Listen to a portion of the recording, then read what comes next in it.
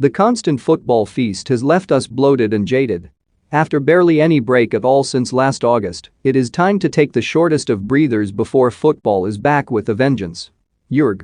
Can't get excited over a couple of preseason friendlies? Don't enjoy pictures of players cycling in Austria? Good. Enjoy the downtime. You might need it more than you think. Football has been on a roll since June 2020, a constant roll down a very big hill after months of wondering when we would see any activity outside of our local supermarket. The end of Euro 2020 has brought a kind of emptiness, partly because the denouement was so caustic, but also because of that unique sense of loss when everything shudders to a halt. The idea that you won't see a competitive ball kicked again until Freaky Friday, August 13th, makes it seem like a very long time to kill. And that isn't counting the Community Shield shenanigans. Pep likes his domestics, but we have been on a never-ending journey.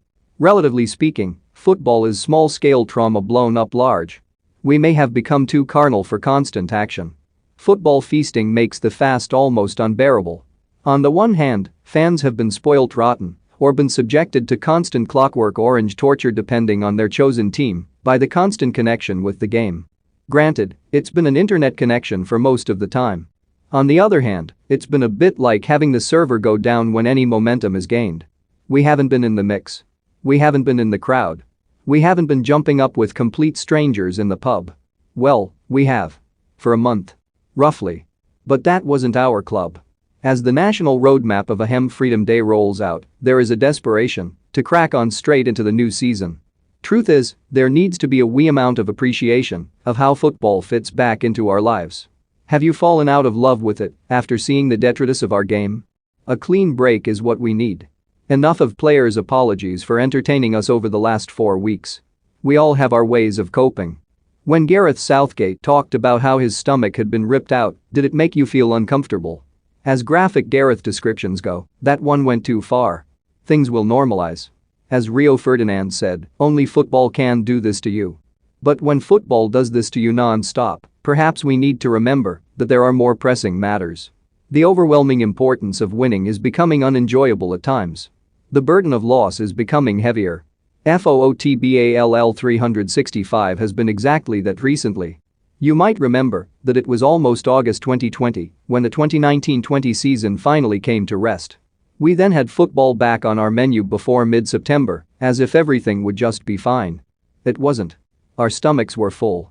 Yeah, Liverpool 4 Leeds 3 was a great opener. But it was a bit empty. Literally. No real pre-season, and no rest for the relentless juggernaut even with the abandonment of Euro 2020 in its original slot. As Kevin De Bruyne once said, albeit on a different matter, different year, same stuff. And when they're not enjoying it, what's the point?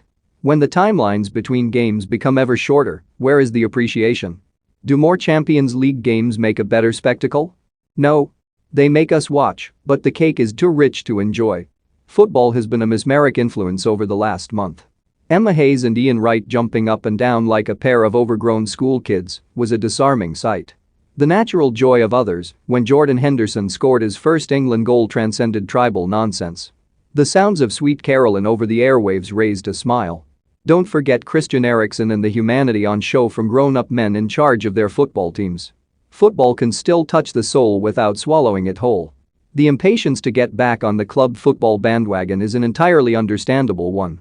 We need to reconnect with our own. Full steam ahead. Even so, there has to be a woodpecker that says, don't go back to what we thought was important. The prism of Premier League football has gone through